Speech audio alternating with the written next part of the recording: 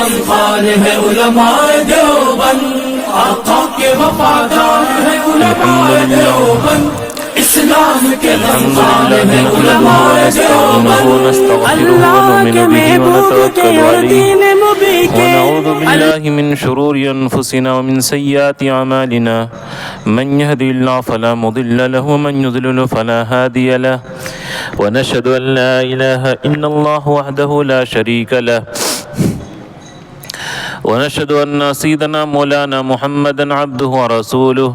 الذي أرسل بالحق بشيرا ونذيرا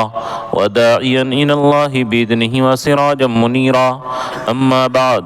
فأعوذ بالله من الشيطان الرجيم بسم الله الرحمن الرحيم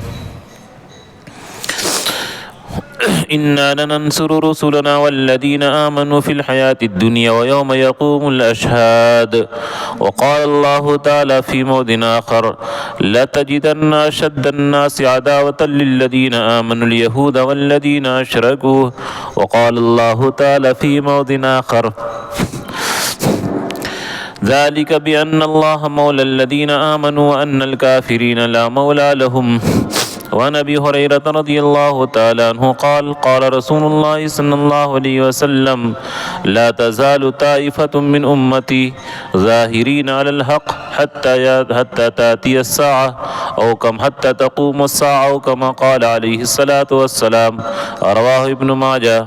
صدق الله العظيم وصدق رسوله النبي الكريم ونحن على ذلك لمن الشاهدين والشاكرين والحمد لله رب العالمين.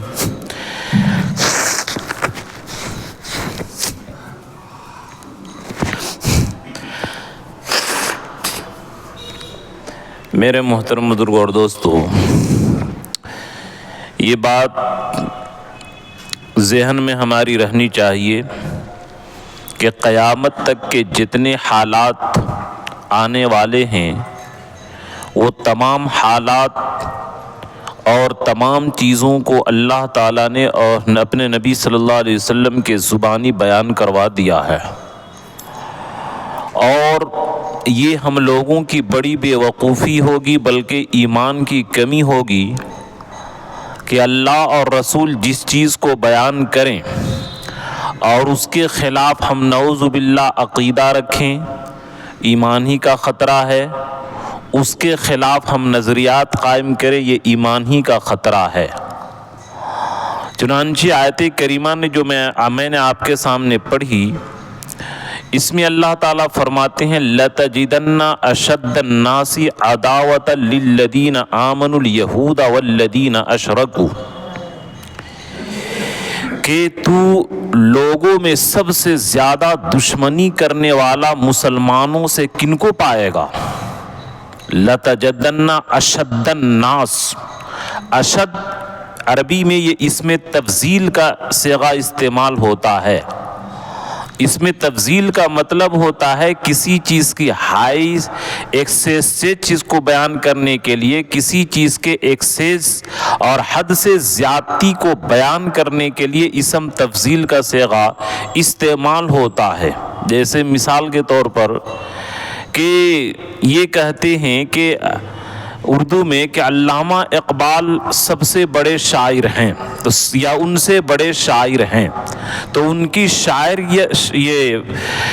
فن شاعری کے کمال اور انتہا کو بیان کرنے کے لیے سب سے زیادہ استعمال کرتے ہیں.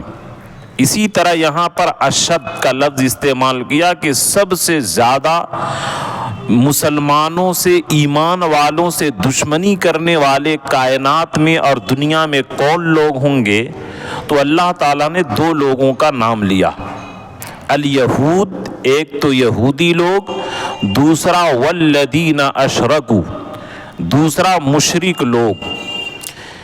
یہ دو لوگ سب سے زیادہ ایمان والوں سے دشمنی کرنے والے ہوں گے. یہ بات ہم لوگ ذہن میں رکھیں کہ قرآن کریم نے جو بیان کیا ہے کہ مسلمانوں سے سب سے زیادہ دشمنی رکھنے والی دو قوم ہے، ایک یہودی قوم اور دوسرا مشرکین کے قوم۔ مشرک کے جتنے بھی شرک اور کفر کے اقسام ہیں، ان تمام کے تمام برادری اور تمام کے تمام جماعت، یہ سارے کے سارے لوگ مسلمانوں کے سب سے زیادہ خونخوار اور سب سے زیادہ بھیانک دشمنی جو کرتے ہیں مسلمانوں سے، یہ دو جماعت کرتی ہے۔ اسی لیے ان بیہودوں کو یہ کیا ہے، یہ آل سعود نے جو مسلمانوں کو سب سے زیادہ نقصان پہنچایا کہ مسلمانوں کی جو سلطنت عثمانیہ قائم تھی اور خلافت عثمانیہ قائم تھی، اس وقت تک مسلمانوں کو اس طریقے سے کوئی ذلیل و خوار نہیں کرتا تھا۔ مسلمان بھلے کتنا ہی کچھ تھا، لیکن مسلمانوں کا ایک رعب اور دبدبہ قائم تھا۔ اور جب سے خلافت عثمانیہ کو ختم کیا گیا اور ان آل سعود کو ان کی جگہ میں بیٹھایا گیا، اب ان کی دیکھیے خباثت اور بدماشی کہ ان لوگوں نے مسلم فوج نہیں بنایا، جبکہ سارے کے سارے قوم کے لوگ اپنے مسلمان، اپنے برادری کے اور اپنے عقیدے کے لوگوں کو وہ فوج بناتی ہے، لیکن یہ لوگ کتنی دشمنی کیے کہ اپنے ایمان والے بھائیوں کو فوج میں بھرتی نہیں کیے، کیونکہ ان کو اپنے ایمان والے بھائیوں پر اعتماد اور بھروسہ نہیں تھا، بلکہ امریکہ کا ہر ملک، یہ عرب اکثر ممالک کے اندر ہر جگہ فوجی اڈے جو قائم ہیں وہ امریکہ کا، وہ اور اسی طریقے سے دیگر یہودیوں کا، یہ لوگ فوجی اڈے قائم کیے، لیکن مسلمانوں کو فوج میں بھرتی نہیں کیے۔ یہ مسلمانوں کے لیے سب سے بڑی سانحہ کی بات ہے۔ تو میرے دوستو، یہ بات ذہن میں رکھیں کہ مسلمانوں کے سب سے زیادہ بڑے دشمن اور سب سے زیادہ خونخوار دشمن یہ دو ہی لوگ ہیں۔ چنانچہ حضرت تھانوی رحمۃ اللہ علیہ نے تقسیم ملک کے وقت یہ بات بھی فرمائی تھی، اور آج ہمیں یہ کیا ہے، اس کا مشاہدہ ہو رہا ہے کہ مسلمانوں کے ساتھ اس ملک کے آزاد کرانے میں جو سب سے زیادہ،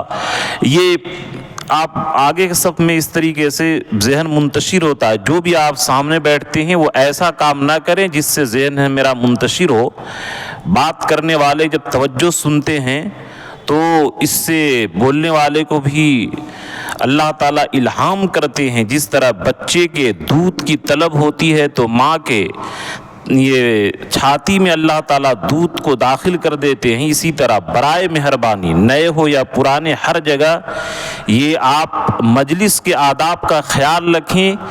بات ناپسند ہو تو اٹھ کے چلے جائیں، لیکن اس طریقے سے نہ کیا کریں کہ جس سے بیان کی اور اللہ اور نبی، اللہ اور رسول کی بات کی توہین ہو، کہ آپ مسلسل موبائل میں مشغول ہوں۔ تو میرے دوستو، یہ بات ذہن میں رکھیں کہ مسلمانوں کے سب سے زیادہ جو قرآن نے بیان کیا، اس کو ہم کو اپنے عقیدے میں داخل فرمانا ہوگا۔ وَمَنْ أَصْدَقُ مِنَ اللَّهِ قِيلًا، کہ اللہ سے زیادہ، سب سے زیادہ سچ بولنے والا کون ہوگا۔ اور اب دیکھیے حدیث میں، دیکھیے یہ بھی بات آپ ذہن میں رکھیں، تِبْيَانًا لِكُلِّ شَيْءٍ، قرآن کے اندر تمام چیزوں کا بیان ہے، صرف روزہ، نماز، تسبیح، تلاوت کا بیان نہیں ہے، تمام چیزوں کا، پیدا ہونے سے لے کر موت تک، عبادت سے لے کر سیاست تک، اور تمام چیزوں کا بیان قرآن اور حدیث کے اندر ہے۔ اب ہماری بدقسمتی ہے کہ ہم قوم مسلم پڑھنے میں سب سے پیچھے ہو گئے، اگر پڑھتے بھی ہیں تو اپنے مذہب کی کتاب نہیں، بلکہ صرف دنیاوی چیز کو پڑھنے کو ہم فن کمال سمجھتے ہیں۔ اس سے شریعت منع نہیں کرتی ہے، لیکن سب سے پہلے اسلامی عقائد یہ مضبوط ہونی چاہیے، اس کے بعد بڑا بڑا ڈاکٹر، انجینئر، یہ امت کو ضرورت ہے، بنیے، اس سے منع نہیں ہے، لیکن اسلام کے ساتھ اور ایمان کے ساتھ بنیے تو اس کے اندر نورانیت ایک الگ ہوگی۔ تو یہ جو مسلمانوں کے ساتھ جو معاملہ ہو رہا ہے، چنانچہ مشکات کے اندر یہ روایت موجود ہے کہ حضرت ابن عمر فرماتے ہیں کہ یوشک المسلمون ان یحاصروا الی المدینہ، کہ عنقریب مسلمانوں کو دشمن لوگ گھیر کر کے مدینہ تک پہنچا دیں گے۔ یا ایک تو یہ مطلب ہے یعنی مسلمانوں پر اتنا ظلم و ستم ہوگا کہ سب لوگ ہجرت کر کے مسلمان مدینہ چلے آئیں گے، اور دوسرا مطلب یہ ہے کہ وہ عرب کی زمین اور حجاز مقدس پر قبضہ کرتے کرتے مدینہ تک پہنچ جائیں گے، مدینہ میں محاصرہ کر لیں گے، اور ان یکون قریب صلاحہم، اور یہاں تک کہ ان کا مورچہ جو ہوگا قریب صلاح کے قریب ہو جائے گا، وصلاح قریب من خیبر، اور صلاح جس جگہ کا نام ہے وہ خیبر کے قریب ہے۔ اچھا، ایک بات یہ بھی ذہن میں رکھیں کہ آپ کے ذہن میں سوال ہوگا کہ مکہ اور مدینہ کے اندر یہودیوں کے غلام اور مسلمانوں کے ساتھ دشمنی اور مسلمانوں کے ساتھ عداوت رکھنے والے یہ کیسے موجود ہیں؟ تو دیکھیے، مکہ اور مدینہ کے اندر ایسے لوگ رہیں گے، یہ وقت جو آئے گا مکہ اور مدینہ کو پاک کرنے کا، یہ حدیث میں آیا ہے کہ قرب قیامت جب امام مہدی کے دانے کا دور ہوگا اور امام مہدی رضی اللہ تعالیٰ تشریف لائیں گے تو مدینہ کے اندر 3 مرتبہ زلزلہ آئے گا، جس کی وجہ سے جن کے دلوں کے اندر بے ایمانی ہوگی، ایمان یہ نفاق ہوگا، اور کافروں سے دوستی ہوگی، مسلمانوں کے دشمنوں سے دوستی ہوگی، ایسے سارے لوگ بالکل نکل کر کے مدینہ سے بھاگ جائیں گے۔ اور حدیث میں آیا ہے کہ جیسے لوہے کے یہ بھٹی لوہے کے زنگ کو دور کر دیتا ہے، اسی طریقے سے مدینہ قرب قیامت کے قریب قیامت تمام نفاق والوں کو ایسے پاک کر دے گا جیسے کہ بھٹی لوہے کے زنگ کو پاک اور صاف کر دیتی ہے۔ ابھی یہ لوگ رہیں گے، نبی کے فرمان کے مطابق ابھی یہ لوگ رہیں گے۔ مدینہ کے جو پاکی کا وقت آئے گا وہ امام مہدی کے دور میں آئے گا کہ امام مہدی رضی اللہ تعالیٰ جب تشریف لائیں گے تو اس وقت مدینہ بالکل پاک ہو جائے گا۔ تو اس لیے اس میں تعجب کی بات نہیں ہے، یہ اللہ کے نبی کا فرمان ہے، ایسا ہو کر کے رہے گا کہ یہ لوگ یہ مدینہ کے خیبر کے قریب آ جائیں گے۔ اور اللہ کے رسول صلی اللہ علیہ وسلم جو فرمائے خیر امتی اولها و آخرها و فی وسطہا القدر، کہ اس امت کے بہترین لوگ شروع کے ہوں گے اور آخر کے ہوں گے، بیچ میں گندے لوگ اس امت کے اندر شامل ہو جائیں گے۔ اور یہ وقت میرے دوستو چھٹیا کا وقت ہے، چھانٹنے کا وقت ہے کہ ابھی ایمان والے غیر ایمان والے سے چھٹیں گے۔ اور میں بار بار یہ آپ لوگوں کو سامنے یہ بات بیان کر رہا ہوں کہ اپنے ایمان کی حفاظت کیجئے، اور اپنے ایمان کو حفاظت کرنے کے لیے امام مہدی کے جماعت میں شامل ہونا ضروری ہے۔ اور امام مہدی کی جماعت کی جو نشاندہی کی گئی، جیسا کہ پچھلے جمعہ میں نے یہ حدیث آپ کو سامنے یہ پڑھی تھی، لا تزال طائفۃ من امتی یقاتلون علی الحق، کہ ایک جماعت ہمیشہ حق کے جماعت غیروں سے مقابلہ میں رہے گی، ظاہرین علی من ناواہم، جو لوگ ان سے دشمنی کریں گے، ان کی مخالفت کریں گے، یہ لوگ ان کے اوپر غالب آئیں گے، حتی یقاتل آخرہم المسیح الدجال، یہاں تک کہ امام مہدی اور حضرت عیسیٰ علیہ السلام اسی جماعت کے اندر شامل ہوں گے۔ اب جو ابھی بعض گروہ کے سردار لوگ اور جو علماء دیوبند سے خاص کر کے بغض اور عداوت اور دشمنی رکھتے ہیں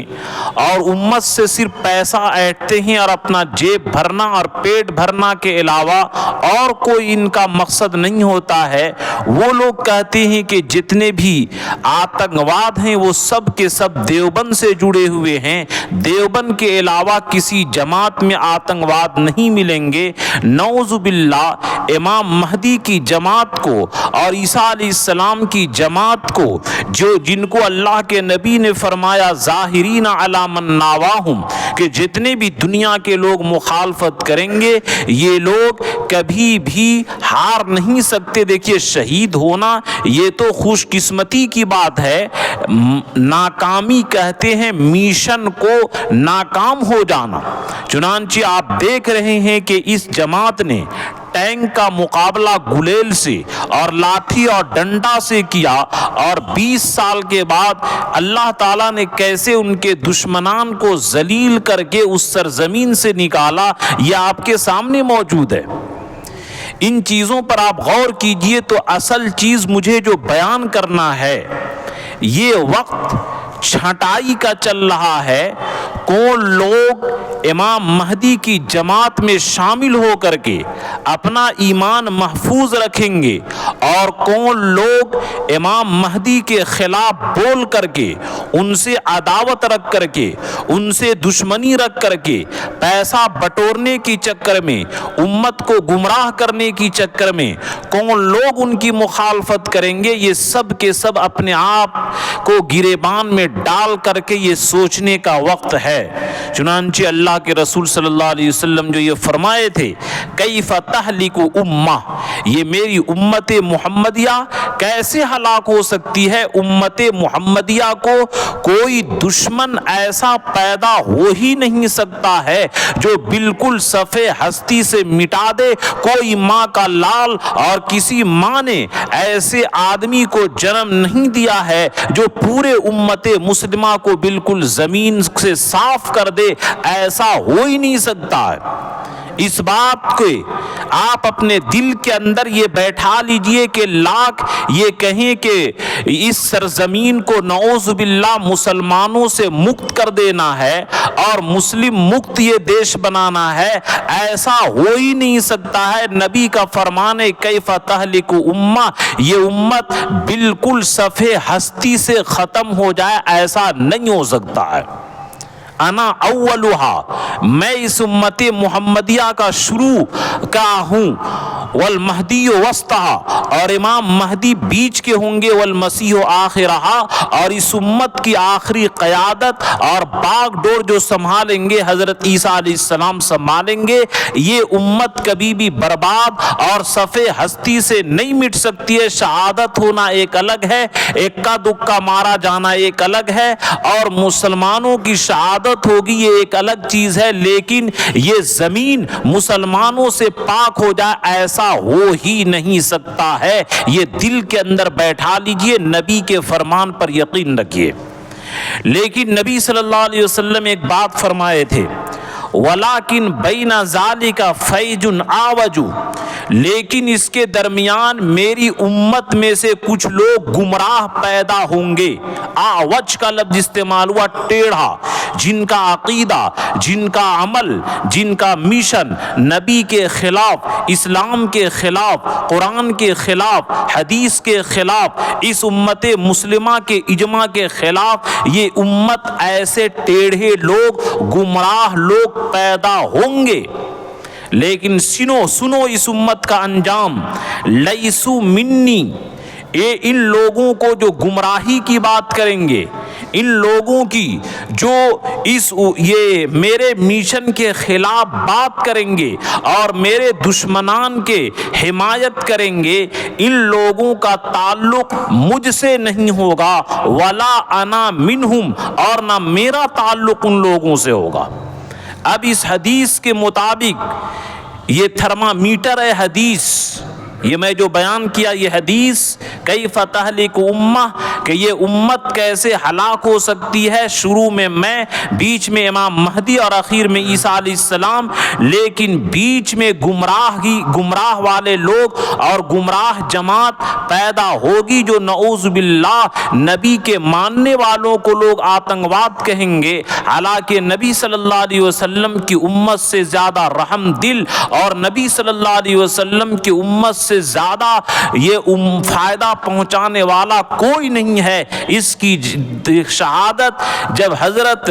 محمد ابن قاسم رحمۃ اللہ علیہ سندھ کی سرزمین سے جا رہے تھے، ان غیر مسلموں نے کہا تھا کہ اے محمد ابن قاسم تم مت جاؤ، تم اسی سرزمین کے اندر رہو، آج تک جو تم سے ہمیں فائدہ ملا اور آپ نے جو انصاف کیا، آج تک کسی غیر مسلم راجا نے نہ ایسا ہمیں امن دیا تھا، نہ ایسا شانتی دیا تھا، نہ ایسا سکون دیا تھا، نہ ایسا انصاف دیا تھا، نہ ایسی سرزمین کے اندر شانتی پیدا ہوئی تھی۔ تم جب تک رہے ہم لوگوں کو جو مزہ زندگی گزارنے کے اندر آیا، کسی بادشاہ نے، غیر مسلموں نے بھی ہمارے اتنے حقوق کی رعایت نہیں کی۔ تو نبی کے ماننے والے کبھی بھی آتنکی نہیں ہو سکتے ہیں، دہشت گرد نہیں ہو سکتے ہیں۔ اب اس حدیث کو تھرمامیٹر لگا کر کے ہر آدمی اپنے بارے میں سوچے کہ نعوذ باللہ نبی کی جماعت کو جنہوں نے کہا کہ میری امت کا سلسلہ یہ شروع سے چلے گا اور انتہا حضرت عیسیٰ علیہ السلام کے اوپر ہوگا اور یہ امت ہلاک نہیں ہو سکتی ہے، لیکن بیچ میں وہ لوگ پیدا ہوں گے جو اس طریقے سے ان جماعت حقہ کو، جن کے بارے میں نبی نے فرمایا کہ یہ جماعت حق پر لڑے گی، شریعت پر لڑے گی اور یہ جماعت ہمیشہ نبی کے دین کے اوپر ہوگی، نبی کے شریعت پر ہوگی اور ان کا سیرہ جناب نبی کریم صلی اللہ علیہ وسلم سے ملے گا۔ ایسی جماعت کے لوگ ہوں گے، لیکن بیچ میں لوگ کچھ ایسے پیدا ہوں گے جو ان کے خلاف نعوذ باللہ عقیدہ رکھیں گے، نظریہ رکھیں گے، ان کے خلاف بولیں گے۔ ایسے لوگوں کا تعلق نہ مجھ سے ہوگا، نہ میرا تعلق ان لوگوں سے ہوگا۔ میرے دوستو، جو ایمان کی تعریف کی گئی ہے کہ اللہ کے اوپر دل مطمئن ہو جائے، ایسا ایمان ہم لوگوں کو پیدا کرنے کی ضرورت ہے۔ میں واقعہ سناتا ہوں۔ ایمان کا مطلب ہی ہوتا ہے اللہ کے امنا یامنو کے معنی ہوتے ہیں دل کا مطمئن ہو جانا۔ ایمان کا مطلب یہ ہے کہ جب اللہ کے ہم نے ایک مانا کہ اللہ کے علاوہ اس کائنات کا کوئی مالک نہیں اور اللہ کے علاوہ غیر اللہ سے کچھ ہوتا نہیں ہے، یہ دل ہمارا مطمئن ہو جائے۔ چنانچہ میں مثال دیتا ہوں کہ ایک غزوہ سے اللہ کے نبی صلی اللہ علیہ وسلم واپس آ رہے تھے، صحابہ بھی تھے۔ اللہ کے نبی جو دور آرام کرنے کے لیے دوپہر میں درخت کے نیچے لیٹ گئے اور درخت کے اوپر اپنی تلوار لٹکا دیے۔ ایک غیر مسلم آیا جو اس وقت تک ایمان نہیں لائے تھے اور تلوار کو اٹھا لیا اور اس نے کہا من یعصمک منی یا محمد، اے محمد اب بتا کہ آپ کو میری اس تلوار سے کون بچائے گا۔ اللہ کے رسول صلی اللہ علیہ وسلم کے دل کے اوپر ذرا سی گھبراہٹ نہیں ہوئی، بالکل اطمینان، ایک ذرا بالکل گھبراہٹ، بے چینی، بے فکری نہیں ہوئی، بالکل اللہ پر مطمئن تھے۔ انہوں نے کہا اللہ یعصمنی، اللہ مجھے بچائے گا۔ یہ جملہ سننا تھا کہ اس کے اوپر رعب طاری ہو گیا اور بدن میں کپکپاہٹ اور تلوار چھوٹ گئی۔ اب اللہ کے رسول تلوار اٹھائے اور فرمائے کہ اب بتا من یعصمک منی، مجھ سے کون بچائے گا۔ ایمان تو تھا نہیں، اس نے کہا کہ اے اللہ کے نبی، اے محمد آپ ہی بچائیں گے۔ اللہ کے رسول چھوڑ دیے۔ یہ اخلاق دیکھ کر کے اس نے ایمان لایا اور صحابی رسول میں شامل ہوئے اور صحابی کا درجہ وہ پائے۔ تو ایمان کا مطلب ہی ہوتا ہے جیسا کہ حافظ شیرازی نے شعر کے اندر کہا کہ ایمان اتنا مطمئن ہو جائے دل کے اوپر کہ اگر شمشیر ہندی تلوار رکھی جائے وہ بھی تیرے ایمان کو تیرے دل سے نکال نہ پائے، نہ تو کوئی خوف، زنجیر کا ڈر اور دولت ختم ہونے کا ڈر نہ ہمارے دل سے ایمان کو نکال سکے، اور نہ دنیا کی کوئی لالچ کے سونے کا ڈھیر اور سونے کی چین، یہ کوئی لالچ بھی ہمارے ایمان کو خرید نہ سکے۔ ایسے ایمان کو پیدا کرنے کی ضرورت ہے کہ نہ نعوذ باللہ اس زمانے کے اندر خاص کر کے جب NRC کا معاملہ چلا تھا، بہت سارے جو بڑے بڑے مالدار لوگ ہیں انہوں نے اپنے نام کو بدلنا بھی چاہا دیا۔ بہت سے ایک دوست ہمارے بولے کہ رانچی کے اندر میرے جاننے والوں میں کچھ ایسے ہیں جن کو اللہ نے پیسہ دیا ہے، اس پیسہ پر شکر ادا کرنا چاہیے، لیکن جب غیروں کی مجلس میں وہ جاتا ہے تو اپنا نام مسلمان والا نہیں بتاتا ہے، غیر ایمان والا نام بتاتا ہے۔ تو میرے دوستو، بہت سارے لوگ کہیں گے کہ روزہ نماز کا ہے، یہ ابھی دور آئے گا اور نعوذ باللہ وقت اور حالات جو آنے والے ہیں کہ اگر ایمان پر آپ باقی رہیں گے تو آپ کے دکان پر، آپ کے جائیداد پر، آپ کے مکان پر، آپ کے مال پر حملہ ہوگا۔ لیکن یہ یاد رکھیے کہ جس طرح صحابہ نے ایمان کے چلتے اپنی ساری جائیداد کو قربان کیا، یہ حوصلہ اور یہ جذبہ ہمیں بھی رکھنا ہوگا کہ دنیا کی ساری چیز چلی جائے لیکن ایمان نہ جائے۔ یہ آپ اپنا ایک تصور بنائیے اور اپنے اندر یہ ایمانی حمیت اور ایمانی غیرت بنائیے، ورنہ اللہ کے نبی جو فرمائے کہ لیسو منی ولا انا منہم، کہ نہ ان کا مجھ سے تعلق ہوگا اور نہ میرا تعلق ان لوگوں سے ہوگا۔ نبی کی جماعت سے نکلیے مت، ایمان کا سودا مت کیجیے۔ اصل نقصان مال اور جان کا نقصان نہیں ہے، بلکہ اصل نقصان ایمان کا سودا کرنا ہے۔ قل ان الخاسرین الذین خسروا انفسهم واہلیہم یوم القیامہ، کہہ دیجیے اے نبی یہ دنیا کے نقصان نہیں ہے، بلکہ اصل نقصان یہ ہے کہ جو اپنی جان، اپنی اولاد، اپنے مال کے چلتے ایمان کا سودا اور دین کا سودا کرتے ہیں، وہ لوگ اصل ناکام ہیں۔ خسر کا لفظ استعمال کیا۔ تو میرے دوستو، دنیا کے نقصان یہ نقصان نہیں ہے، اصل نقصان ایمان کا اور عمل کا یہ ہے کہ ہم آخرت کے اندر ناکام ہو جائیں، یہ اصل ناکامی ہے۔ اس کو اپنے ذہن کے اندر بیٹھائیے۔ تو اب ان باتوں کو یہ تھرمامیٹر یہ لگائیے، اس حدیث کا تھرمامیٹر، کہ نعوذ باللہ ابھی ایسا تو نہیں کر رہے، جبکہ بعض مسلمان ابھی بھی ایسے بے وقوف ہیں کہ کیا ضرورت پڑی تھی حماس کو حملہ کرنے کی، جبکہ اسرائیل یہ کتنے 72 سال سے یہ ظلم کر رہا ہے اور مار رہا ہے، یعنی ایک ایک کر کے آدمی ذلیل ہو کر کے مرے یہ بہتر تھا، اور شہادت کی موت مرے تو یہ بہتر نہیں ہے۔ یہ کیسی سوچ بن گئی؟ یہی حدیث ہے کہ اللہ کے نبی فرمائے کہ بیچ میں ایسے لوگ پیدا ہوں گے جن کا نظریہ خراب ہو جائے گا، جن کا عقیدہ خراب ہو جائے گا، جو ہماری جماعت سے نکل جائیں گے۔ ارے یاد رکھیے کہ یہ بیت المقدس کی حفاظت یہ مسلمانوں کی ذمہ داری ہے، اور اگر اس کی حفاظت کے لیے 1 کروڑ بھی جان چلی جائے، وہ مسلمان خوش نصیب ہیں جو یہ شہادت دے رہے ہیں، جن کی دین کی حفاظت کے لیے، اس زمین کی حفاظت کے لیے وہ ناکام نہیں ہے، بے وقوف نہیں ہے، دہشت گرد نہیں ہے۔ جو دہشت گرد ہیں ان کو کوئی نہیں کہتا۔ افسوس تو یہ کیا ہے، یہ جو ابھی مسلم ممالک جو یہ مدد نہیں کر پا رہی ہے، یہ وجہ یہی ہے کہ ان لوگوں نے جو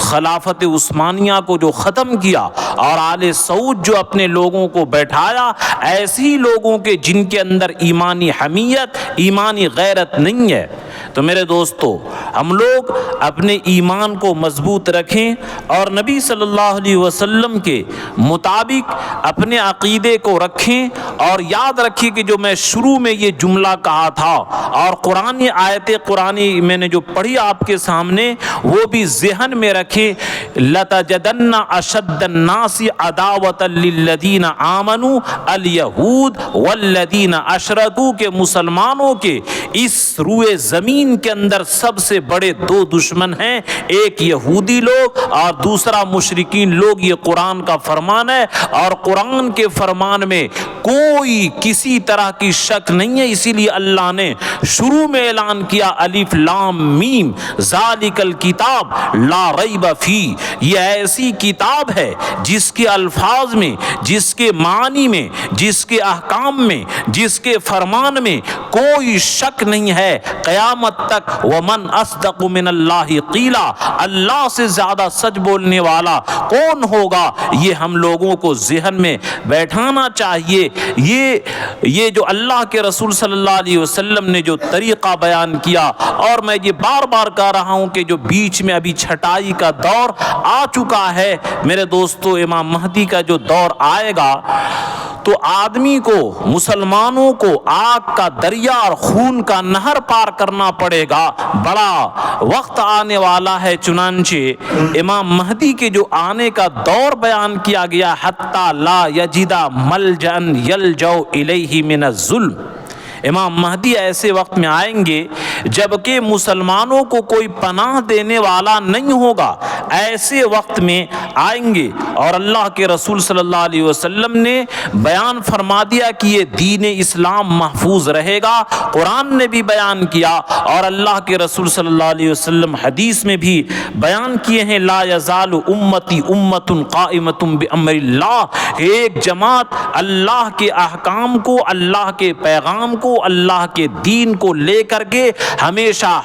کھڑی رہے گی. لا یضرہم من خذلہم، اگرچہ یہ لوگ ان کی مدد نہ کریں پھر بھی ان کو کوئی نقصان نہیں پہنچے گا. جیسا کہ امریکہ نے 20 سال تک ظلم کیا اور تمام کفر کی طاقتوں کو اور نیٹو فوج کو جمع کر کے ان لوگوں نے ان نبی کے وفاداروں پر اور اس جماعت حقہ کے اوپر ظلم ایسی کی اور ایسی جنگ جب سے یہ زمین بنی ہے تب سے ایسی جنگ نہیں لڑی گئی کہ ایک طرف اتنے نہتے اور ایک طرف اتنے ہتھیار سے لیس ایسی روئے زمین پر کوئی جنگ نہیں لڑی گئی. اس لیے یہ بھی آپ یہ نبی کے فرمان پر یقین رکھیں، لا یضرہم من خذلہم، کہ اگر یہ 56 ملک کے لوگ تماشائی بن کر کے بیٹھے رہیں اور ان جماعت حقہ کی مدد نہ کرے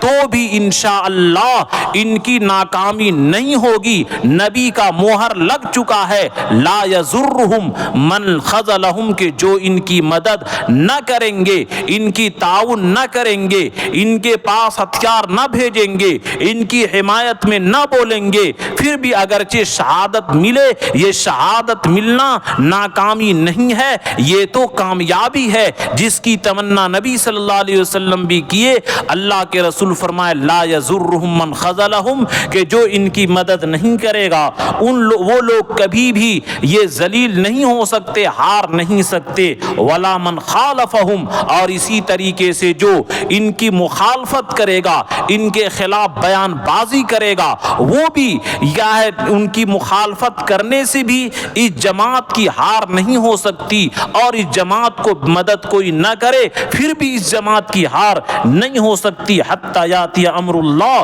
یہاں تک کہ اللہ کا دین غالب آ کر کے رہے گا. وہم علی ذالک، اور وہ لوگ بھی اسی طریقے سے حق کے اوپر قائم رہیں گے. ان کا میشن کبھی بھی بند نہیں ہو سکتا ہے، ان کا میشن کبھی بھی فیل نہیں ہو سکتا ہے. یہ بخاری اور مسلم دونوں کے اندر روایت موجود ہے، اس لیے اس بات کے اوپر یقین رکھیں. بلکہ ایک روایت کے اندر آتا انہ سیکون فی آخر ھذہ الامۃ قوم لہم مثل اجر اولہم، کہ اس جماعت کے اندر، اس قوم کے اندر، اس امت محمدیہ کے اندر ایک ایسی جماعت ہوگی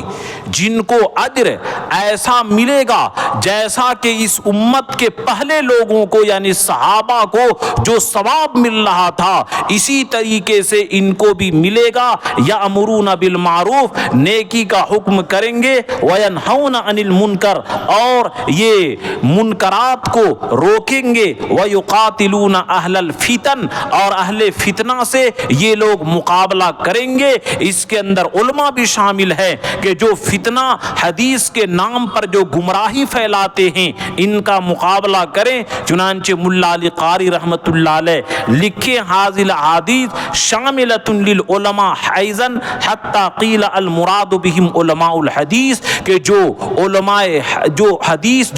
حدیث کی خدمت کرتے ہیں اور جو حدیث کے نام لے کر کے گمراہی پھیلاتے ہیں، وہ علماء جو ان کی صحیح مراد کو صحیح معنی کو بیان کرتے وہ بھی اس کے اندر شامل ہیں۔ تو میرے دوستو یہ بھی یاد رکھیں کہ جس طریقے سے نبی کے دین کو اس کوئی گمراہ جماعت یہ بدل نہیں سکتی ہے اور نبی کے دین کو بالکل مسخ نہیں کر سکتی ہے، چینج نہیں کر سکتی ہے، ہمیشہ علماء حق ان کا مقابلہ کریں گے۔ جس طریقے سے ظالمین دشمنان اسلام کے مقابلے میں اپنی جان کا نذرانہ پیش کر کے یہ نبی کے دین کو کھڑا کرنے والے ہیں، اسی طریقے سے علماء کی جماعت بھی صحیح مذہب کو، صحیح دین کو اور نبی کی صحیح دین کو امت کے سامنے پیش کرنے والے قیامت تک رہیں گے۔ نہ نبی کا دین مٹ سکتا ہے، نہ نبی کا دین بدل سکتا ہے، نہ نبی کے دین کو لوگ چینج کر سکتے ہیں، چاہے ان کے یہ جو آل سعود کے ذریعے ان کو مدد ہو، چاہے جتنے بھی اوپر سے ان کی مدد ہو، لیکن صحیح دین کی تصویر کو یہ بدل نہیں سکتے ہیں۔ علماء کی ان کی حفاظت کے لیے کھڑا کیا ہے، جس طریقے سے نبی کے دشمن لوگ اور یہ جماعت حقہ کو مٹا نہیں سکتی ہے، نبی کے دین کو لے کر کے ان کے میشن کو لے کر کے چلنے والے کو یہ تباہ نہیں کر سکتے ہیں۔ یہ اللہ کے نبی کا فرمان ہے، اس بات کے اوپر ہم لوگ یقین رکھیں۔ اور ایک روایت کے اندر ہے لا تزال طائفۃ من امتی ظاہرین علی الحق حتی تقوم الساعہ، ابن ماجہ کی روایت ہے کہ اللہ کے نبی فرمائے کہ میری ایک امت میں ایک جماعت رہے گی جو حق کے اوپر قائم رہے گی اور پوری دنیا کے مل کر کے لوگ ان کی مخالفت کریں گے لیکن ان کا نقصان نہیں پہنچا سکتے ہیں۔ یہ نبی کے فرمان پر آپ لوگ یقین رکھیں گے۔ اور ابھی جو موجودہ وقت جو چل رہا ہے، یاد رکھیے کہ شہادت میں بار بار یہ کہہ رہا ہوں کہ یہ ناکامی نہیں ہے، اگرچہ اور بلکہ یہ جو ابھی اسرائیل حملہ کر رہا ہے، یہودی علماء امریکہ کے اندر جو بڑے بڑے یہودی علماء ہیں جو توریت کا علم رکھتے ہیں، چاہے جس طرح کا بھی ہو، وہ لوگ بھی اس نیتن یاہو کے خلاف بیان دیے ہیں کہ اس کا عمل بالکل یہودی مذہب کے خلاف ظالمانہ ہے، یہ اپنے حملے کو روکے، بچوں پر اسپتال پر یہ حملہ کرنا کسی مذہب میں جائز نہیں ہے، بلکہ ابھی اقوام متحدہ کے خلاف اصول کے خلاف ہے، اس سے روکے، لیکن یہ ظالم کسی کی بات نہیں مان رہا ہے۔ یہ جو سوچتا ہے کہ میں امریکہ کا پلا ہوا کتا ہوں اور میرا مالک ہمیشہ بچاتا رہے گا، اسی گمان پر یہ سارے مظالم ڈھا رہے ہیں۔ لیکن میں آپ کو ایک ایسی حدیث سناتا ہوں جس سے انشاءاللہ آپ کا دل مضبوط ہوگا کہ اس جماعت کو انشاءاللہ اس کے میشن کو کبھی بھی یہ ناکام نہیں کر سکتا ہے۔ چنانچہ یہ روایت ترمذی کے اندر حضرت ابو ہریرہ رضی اللہ تعالیٰ عنہ سے مروی ہے، فرمائے یخرج من خراسان رایات سود لا یردها شیء حتی تنصب بایلیا، کہ خراسان کی سرزمین سے کالے جھنڈے نکلیں گے اور دنیا کی جتنی بھی ظالمانہ طاقت ہے اور دنیا کے جتنے بھی بڑے بڑے لوگ ہیں اور پورے ظالم اور دہشت گرد مل جائیں، پھر بھی اس کالے جھنڈے والی جماعت کو دنیا کی کوئی طاقت واپس نہیں کر سکتی ہے، دنیا کی کوئی طاقت ان کو روک نہیں سکتی ہے، حتی تنصب بایلیا، یہاں تک کہ بیت المقدس کے اندر یہ اپنا جھنڈا گاڑ کر کے رہیں گے۔ یہ نبی صلی اللہ علیہ وسلم مہر لگا چکے ہیں۔ اس لیے میرے دوستوں، میں جو 2 جمعہ سے برابر مسلسل درخواست کر رہا ہوں کہ ہم ابھی موجودہ حالات معاملات میں ان کے جانی مالی کچھ تعاون نہیں کر سکتے ہیں، کم سے کم اس حدیث کے اوپر یقین رکھ کر کے الدعاء سلاح المؤمنین کہ دعا یہ مسلمانوں کا ہتھیار ہے، ہم یہ صلاۃ الحاجت ان کے نام پر پڑھ کر کے کم سے کم اللہ سے دعا کرے، یہ بھی ہمارا تعاون ان کا شامل رہے گا، اور کم سے کم یہ فائدہ رہے گا کہ نبی صلی اللہ علیہ وسلم جو فرمائے کہ ایک جماعت حق کے اوپر قائم رہے گی، اور جو جماعت امام مہدی کے خلاف بول کر کے